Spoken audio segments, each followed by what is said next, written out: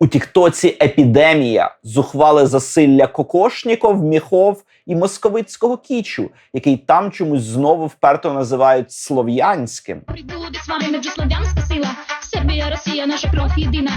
Мільйони західних підлітків, які ніколи не мерзли в чергах до мавзолею, в очі не бачили піонерських галстуків і не знають запаху колхозних ватників, раптом масово нап'ялюють хутряні шапки та малюють на обличчі морозні рум'яна.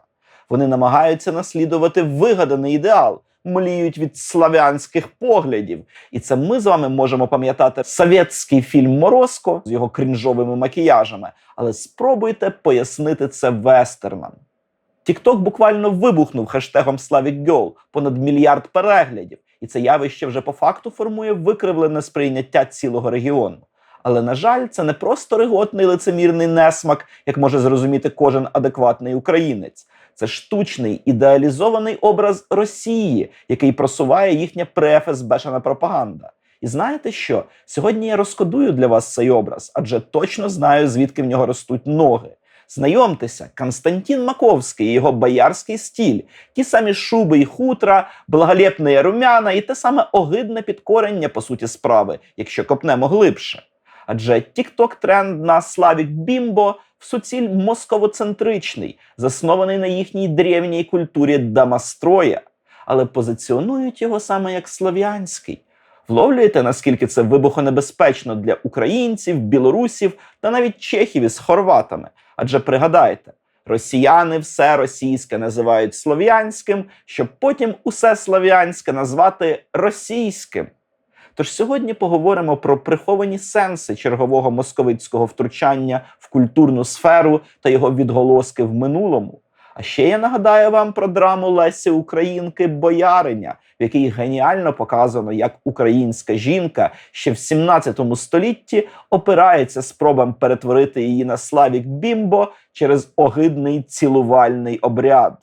Копнувши трохи глибше, ніж пересічний глядач, я з'ясував, що за цими хутряними шапками та ностальгією стирчать вуха цілком конкретної інформаційної спецоперації, яку модерують із-за перебріка.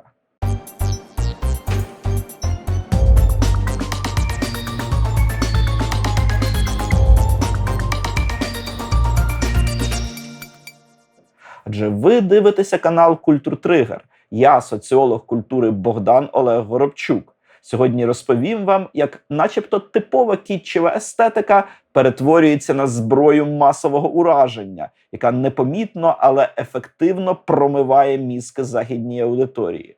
Ми розберемося, чому західні зумери раптом почали фанатіти від совєтського минулого, хоча плутають тоталітаризм із вінтажем. А щоб вам було цікавіше, проведемо паралелі з класичним живописом, бо ця шахрайська схема працює вже не перше століття. Ставте вподобайку, підписуйтеся, якщо ви ще ні, і гайда розбиратися. Спершу розкладімо цей феномен на молекули, щоб зрозуміти, з чим ми маємо справу в культурному полі і чому це так чіпляє іноземців. Ми бачимо, як у цифровому просторі тіктоків, інстаграмів та інших соцмереж формується штучний попит на так звану слов'янську естетику, яка базується на 3 великих візуальних кластерах, що змішують правду з вигадкою. Перший з них – це та сама Slavic Girl, що є естетизацією гіперфамінності та демонстративного споживацтва, яке так вабить молодь своєю позірною доступністю. Західні жінки, які начебто втомилися від корпоративного фемінізму та стерильної естетики clean girl, раптом знайшли віддушину в цьому крикливому образі, бо він дозволяє їм бути поганими дівчатками. Але спробуйте сприйняти це неупереджено. Цей тренд є формою своєрідного бунту, де міха і рижуха, тобто хутра і золото, навіть якщо вони фейкові, стають символами відмови від нав'язаного ліберально-демократичним суспільством аскетизму. Для західного романо-германо-глядача слов'янська жінка є безпечною екзотикою, бо вона сприймається як біла, але інша, що дозволяє гратися в етнічність без ризику бути звинуваченим у расизмі чи культурній апропріації. Як влучно підмічають критики, цей образ базується не на реальній культурі, а на фетишизації бідності та стратегії виживання у буремні 90-ті, коли краса була єдиним капіталом. Парадокс полягає в тому, що західна молодь сприймає вимушену необхідність наших жінок виживати за рахунок зовнішності як гламурний вибір та символ розширення прав. Другий кластер цього трешу – це так званий Soviet Wave, який взагалі є вибухом мозку для будь-якої адекватної людини з постсовєтського простору, котра пам'ятає реалії того часу. Уявіть собі відео під меланхолійний синт-поп, де в кадрі з'являються Гагарін, спутники, якісь відморожені граждані, ну і ще сірі, депресивні бетонні панельки, які ви і так чудово знаєте зі спальників наших рідненьких великих міст. Ну або, може, в одному з таких і самі нині дивитеся це відео. Але це нас із вами незлецько фруструє від такого нав'язливого видовища. А вестерни просто тащаться від цієї тоталітарної, нетипової для них, а отже загадкової, притягальної естетики. Абсолютно очевидно, що в цих роликах ні про Голодомор, ні про ГУЛАГ, ні про примусове переселення народів або про переорієнтацію річок, ну тобто про людожерську совєтську гігантоманію, не йдеться. А варто би. Хоча про це ми поговоримо дещо пізніше. Третя хвиля цієї несподівано модної московицькості і ще одна небезпека – це політизація естетики через тренд «тредвайф» або «традиційна дружина», який активно просувають консервативні кола в США та Європі. Тут естетика слов'янської жінки ідеально вписується в наративи ультраправих рухів на Заході, які шукають ідеал покірної та доглянутої білої жінки, що знає своє місце. Росфедерація майстерно використовує цей запит, позиціонуючи себе як останній бастіон традиційних цінностей у світі, що нібито збожеволів від лібералізму та гендерної рівності. Таким чином, звичайні відео в Тіктоці стають інструментом вербування симпатиків руского міра, які навіть не усвідомлюють, що споживають ворожу пропаганду. І це при тому, що в усі часи, коли західні дипломати намагалися описати реальне, а не вигадане і втілене в мультики положення жінки на Московщині, в їхніх донесеннях проступав або неприхований розпач, або цинічний глум. Послухайте самі для початку свідчення посла Священної Римської імперії Сигізмунда Герберштайна. Московити не вірять в честь жінки, якщо вона не живе під замком і не перебуває під такою охороною, що нікуди не виходить. І це лише початок. Далі я розповім вам значно більше. Але що ж, мільярди доларів, вбухані у виробництво контенту з прицілом на тренди, роблять свою справу. Захід укотре зачарований якоюсь московицькою бредотою, яка прикидається слов'янською сексуальністю, хоча, по суті, є ієрархізованою азійщиною. Зараз я докладно поясню свою думку на прикладі салонного мистецтва та класичної драматургії, і ви переконаєтеся, що московити століттями нахабніють у своїх огидних звичаях. Ну а ми, українці, маємо методи протидії цим трендам, і їх змалювала іще Леся Українка. Але про все по черзі. Ось молодий чоловік от-от торкнеться чарки, яку тримає в руках жінка, а вона присоромлено опускає очі, не дивлячись йому в обличчя. За цим спостерігають старигань, а поряд із ним, практично в тому ж ракурсі і ледь не з тим же виразом обличчя, якби не єхидна усмішечка, блазень, якого дійство, вочевидь, надзвичайно забавляє. А от дідугана не дуже, в його погляді зріють блискавки, він сам грозова хмара. Його права рука лежить на столі просто поряд із руків'ям ножа, і немаленького, і це явна вказівка на загрозу з його боку, яку заклав у роботу митець. Друга рука теж дуже неспокійна, вона стискає бильце крісла так напружено, аж неприємно дивитись. І тим паче цей контраст очевидний на тлі цілковито розслаблених аж до повної відключки пияків довкола цієї сцени. Чи ж не правда, що ця картина є надзвичайно помпезною та розкішною аж до кітчевості, тобто до несмаку, який маскується під усереднений смак? Утім, попри загальну пишноту покоїв, попри розкішний одяг чоловіків та жінок, глядача не полишає відчуття певної натягнутості ситуації. Таке враження, що жінки тут реально непокояться і ледь не страждають, їм незручно, а ось ця з опущеними очима так взагалі зблідла і ледь не зомліла. А от чоловіки ті просто таки насолоджуються процесом. Хіба окрім цього стариганя, якого щось у ритуалі таки турбує. Але щоб зрозуміти, що саме, варто усе ж з'ясувати, що тут коїться, що це за обряд такий, і чому чоловіки тут такі нахабно п'яні та веселі, а жінки засмучені і ледь не залякані. А ви що скажете? Чому так відбувається? І чи важливо те, що усі вони московити? А поки ви пишете, я хочу подякувати нашим патронам, адже саме завдяки їм ви бачите зараз цей випуск. В описі до відео є посилання на BuyMeACoffee та Patreon, а також на спонсорство на YouTube. І в мене чудова новина. Для усіх патронів рівня інфлюенсер і вище ми відкриваємо безкоштовно доступ до усіх закритих лекцій. Це понад 48 годин добірного та цікавого контенту. Що ж, Костянтин Маковський написав цю роботу «Цілувальний обряд» 1895 року, в часи розквіту своєї творчості, які більшість критиків, як не дивно, називають радше часами творчого застою та салонних тем. Справа в тому, що почавши із серйозного соціального реалізму, Маковський вже у 80-х роках 19 століття поступово, але певно, дрейфував від описів соціальних проблем своєї держави та її народу до ескапізму в давнє минуле. І як не дивно, цей його ескапізм, тобто, по суті, втеча від реалізму в бік декоративності та помпезності, користувався попитом у покупців. Ну погодьтеся, їх можна зрозуміти. Ясна річ, окремим критикам і колекціонерам подобався і потужний реалізм того ж Іллі Ріпина з його вражаючим Іваном Жахливим, який щойно убив сина. На цій картині теж можна помітити і килими, і багате вмеблювання, і розписи, але акцент зовсім не на них. Тим часом, як Маковський робить ту давню московицьку історію не проблемною та кривавою, а привабливою і приємно задавненою, ну хіба з легким нальотом пікантності. Адже поцілуйний обряд – це все ж таки про закриту сексуальну сферу, а не про повсякденність. Маковський створив цілий цикл історичних полотен на тему боярщини, і жінки на них виглядають далеко не завжди такими підкореними, як на нашій основній сьогоднішній роботі.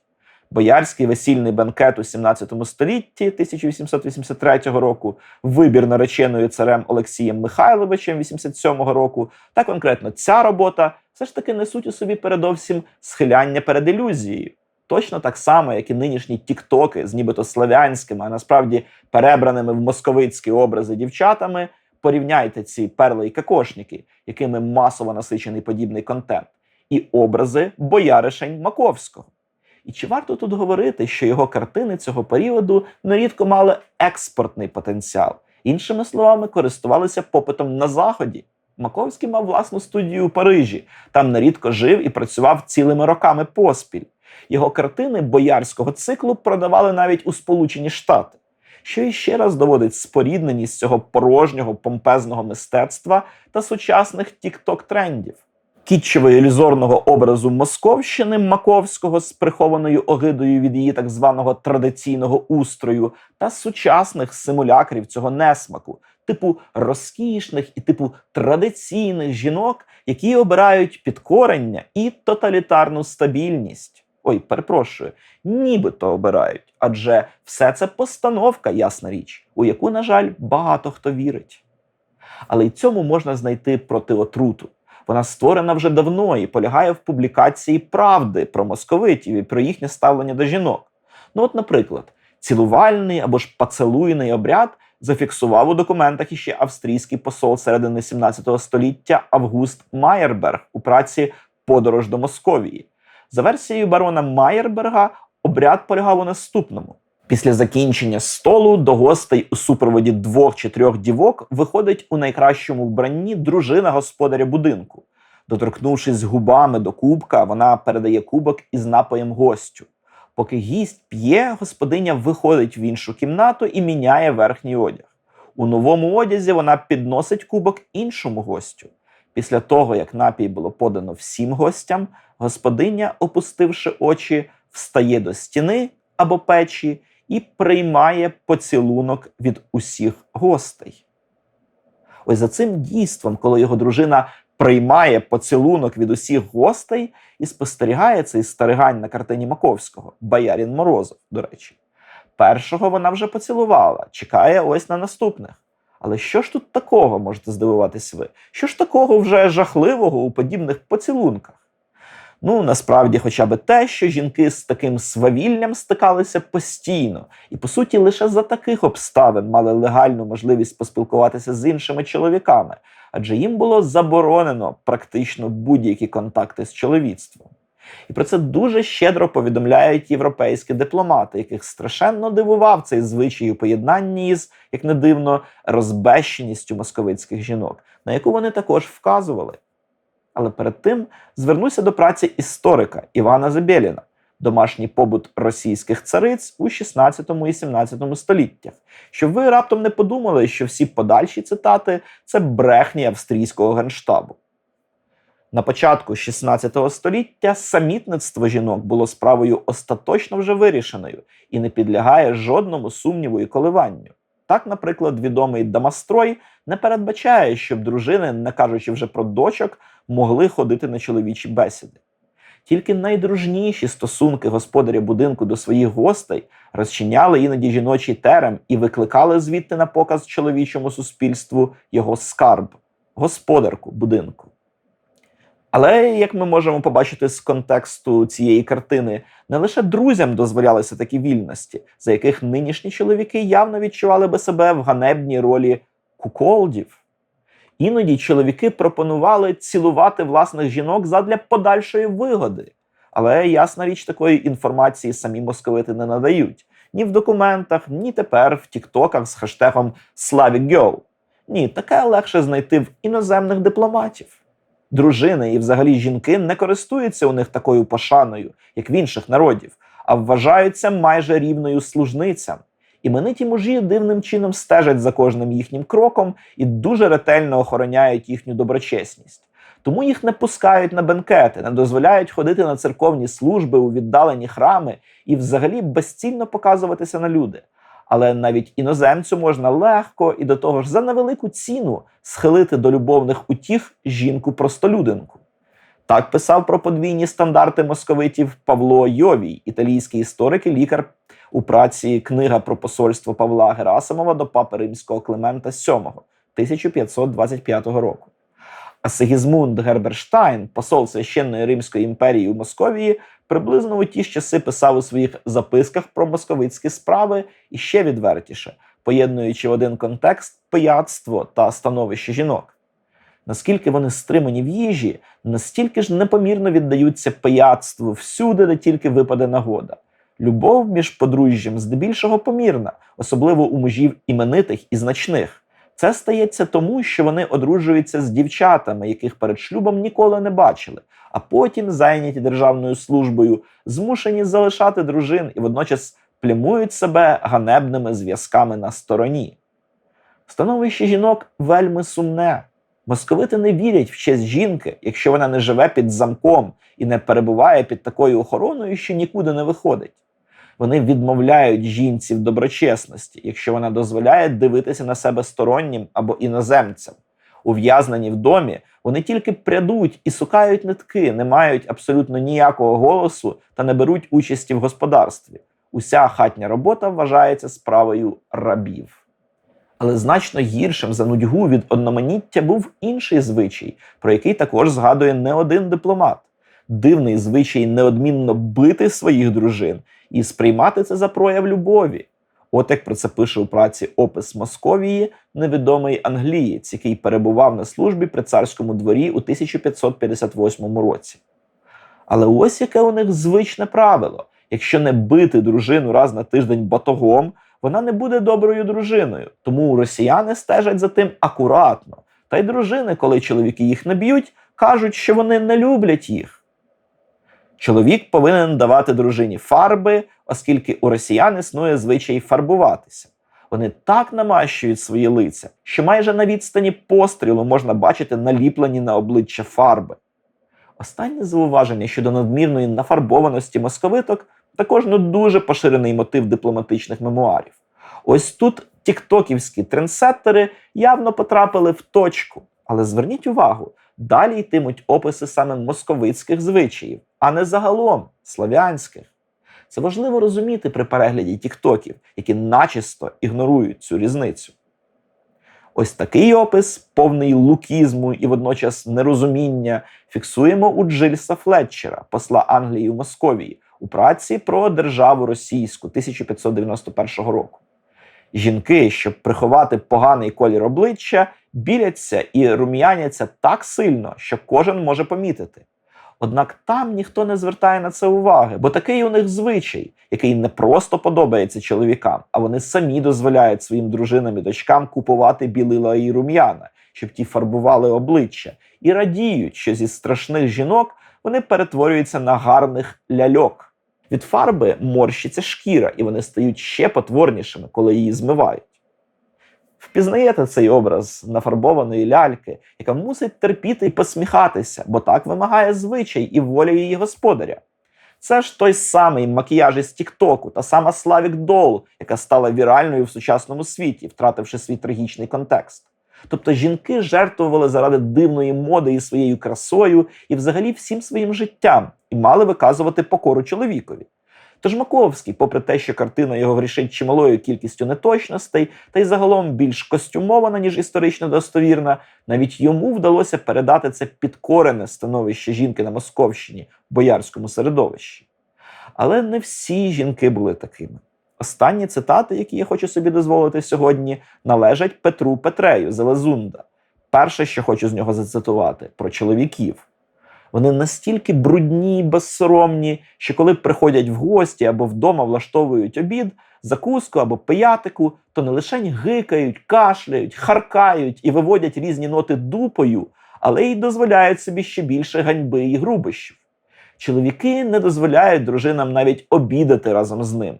Обідають або одні, або з гостями, а дружини їхні їдять у своїх покоях разом з покоївками. А от пишучи про жінок, він відзначає їхню природну красу, утім одразу ж робить застереження. Московитки спотворюють себе часто тим, що не тільки обличчя, а й очі, шию та руки фарбують різними фарбами – білою, червоною, синьою і темною. Навіть часто жінки схиляють чоловіків до венереної потіхи з ними, а особливо іноземців, до яких московитянки дуже небайдужі. Ось так виявляється, навіть найбагатші жінки, навіть боярині, схильні до розпусти. І не в останню чергу через пияцтво. Ось іще від Петрея. У шинках, схоже, буває так багато пияцтва і гульок, що не можна й повірити. І не лише чоловіки і простолюд так поводяться, а й багаті та знатні жінки. Прості дворянки, дівчата, служниці, а також купчихи і інші жінки простого звання забавляються відверто на вулицях. Багаті та дружини великих бояр роблять це потайки на своїх дворах. На вечірках вони танцюють особливий танок, повертаються то обличчям, то задом одне до одного, зупиняються і починають вертіти дупою, ніби мелють гірчицю або сочевицю на ручному млині.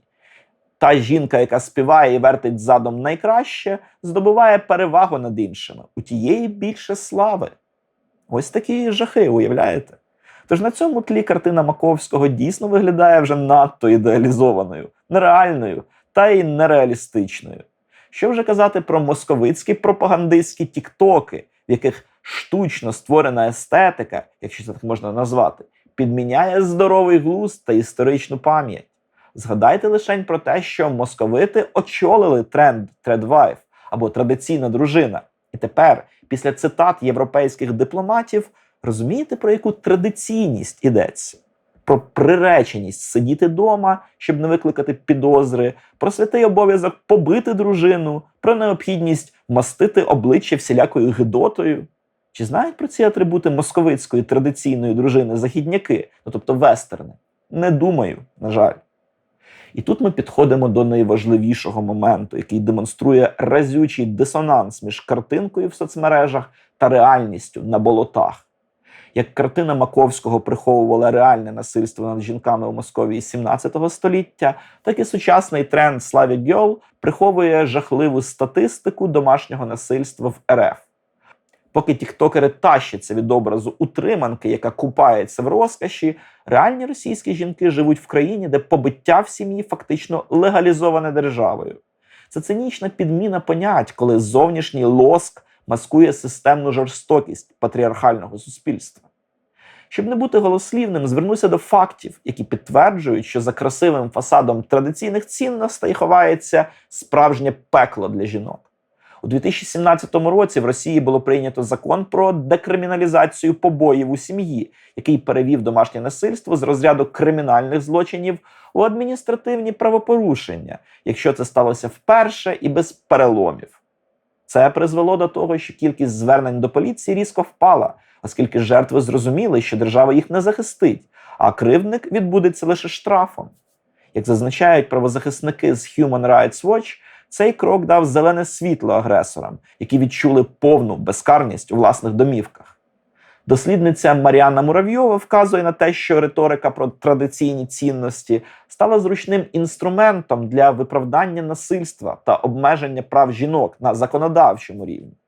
Замість того, щоб боротися з проблемою, росіянська влада, підтримувана церквою, оголосила невтручання у справи сім'ї державною ідеологією, що фактично віддало жінок на поталу тиранам. Це створює ситуацію, коли жінка стає власністю чоловіка, точно як на картині Маковського, де її доля мовчати і терпіти. Іронічно, що саме цей патріархальний уклад, який вбиває тисячі жінок, на Заході подається як романтична альтернатива фемінізму. Реальна статистика, яку намагається приховати офіційна росіянська влада, просто жахає своїми масштабами, якщо заглянути в звіти незалежних організацій. За даними консорціуму жіночих неурядових об'єднань, які проаналізували вироки судів за 2011 і 2019 роки, майже 66 убитих у Росії жінок загинули від рук своїх партнерів або родичів. То що ж нам з усім цим робити? Як протидіяти цій гібридній навалі, яка атакує нас навіть через TikTok та Інсту? Ми не можемо просто заборонити московитам танцювати свої тупі танці в хутряних шапках та кокошниках. Але ми можемо і маємо деколонізувати цей цифровий простір, наповнюючи його своїми сенсами. Нам треба перехопити ініціативу у визначенні того, що означає бути слов'янином у сучасному світі. Ми маємо показувати прірву між європейським слов'янством, яке обрало волю і розвиток, і російською імперською моделлю, яка базується на підкоренні та стагнації. Припустимо, їхня естетика – це Маковський з його п'яними боярами і приниженими жінками, яких б'ють батогом заради любові, як заповідав Домострой. Наша ж естетика – це гідність, це сучасність, це культура, яка пам'ятає своє коріння, але не живе у вигаданому минулому і не боїться майбутнього. Нам потрібен свій якісний контент, який буде візуально привабливішим та сучаснішим за російський кіч, що застряг у 90-х. Тому гарною ідеєю було би створення та поширення англомовного контенту із описом реального становища жінки на Московщині в часи, коли естетика хутр, перлів та золота була ще дійсно в моді. Ну і зараз, звісно, також. Думаю, такий контент принаймні зародив би у європейцях зерно сумніву, чи такі вже московити славяни за своїми звичаями, чи все ж типові нащадки чингісханівських традицій та Домостроя. Ну і чи таким же благом є традиційна роль жінки, якщо на Росії суть цієї ролі в звичайних побоях, а крикливий макіяж просто прикриває синці на обличчі після чергових побоїв. Ну і ще одна важлива річ – це популяризація української естетики. Це ледь не важливіше, ніж попереднє. Тренд Ukrainian Girl також досить популярний у тіктоці. І відео за цим гештегом значно приємніші для споглядання, ніж московицькі меха і рижуха. Вишиванки, гумор, дівчата військові і навіть екзотичні образи штучного інтелекту. Все це різноманітне і цікаве, і доволі суттєво вибивається з накручуваного тренду. Ну, але що ж, це ж наше, самобутнє, таке дороге серцю. І це розуміємо не лише ми з вами, але розуміли і наші класики. Так, у Лесі Українки є драма «Бояриня». І знаєте що? Я вже чимало про неї розповів у цьому контексті в іншому сюжеті, тож маю нагоду його зацитувати наостанок, щоб ви вкотре переконалися, наскільки актуальною є нині українська класика. Дія відбувається в часи руїни після Виговського. Головні герої драми – Оксана, дочка Олекси Перебійного, представника козацької старшини, та Степан, нащадок козацької старшини, маєтки якого поруйнували за часів руїни, а сам він перебрався на Московщину, на службу до царя та став боярином. Його батько на Переяславській раді присягнув царю та дотримав слова, і Степан вважає це ознакою честі, а Оксанин брат Іван фактично зрадою. Він дорікає Степанові, мовляв, та звичайно, однаково, чиї лизати п'яти, чи ляцькі, чи московські. Іван запитує боярина, чому ж він, молодий, не підійма зброю, яка з рук батькових упала. Степан відповідає, що батько навчав його не здіймати зброю проти брата. Ось так Леся Українка показує конфлікт між українцями та малоросами станом на кінець 17 століття. Утім, якось так стається, що Оксана закохується у боярина. Але уявіть собі, коли вони собі мило бесідують у садочку, просто тобі Микола Пимоненко Миколою Івасюковим поганяє, Степан припускається помилки.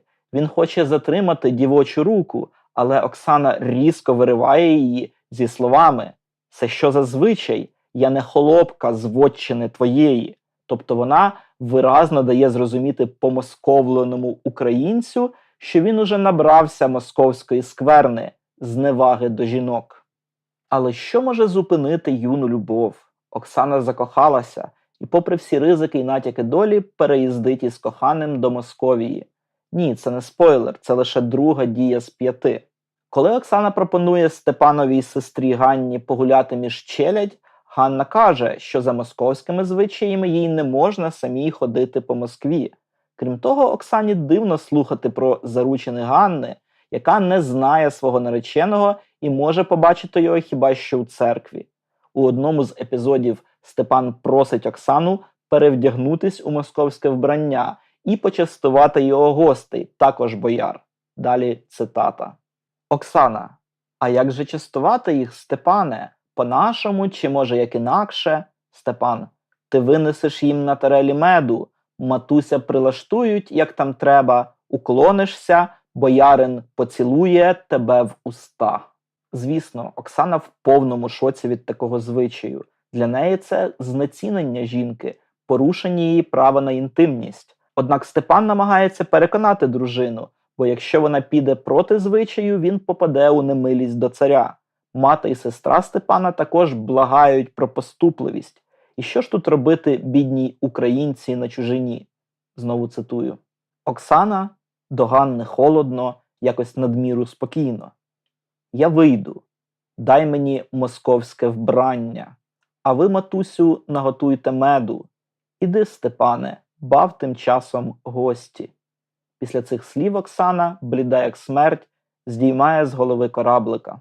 Повторюся, це лише перша половина драми, але вже це показує разючу різницю між сприйняттям жінок в українській та росіянській культурі і традиції. Ну і, звісно ж, свідчить про важливість питання національної себеідентифікації на основі різниці у ставленні до жінок, особисто для Лесі Українки, а також для українських інтелектуалів доби бурхливого національного самоусвідомлення. Тож, як бачите, українські жінки з давніх давен гідно протистояли з Московщиною, хоча й не завжди обставини цьому сприяли.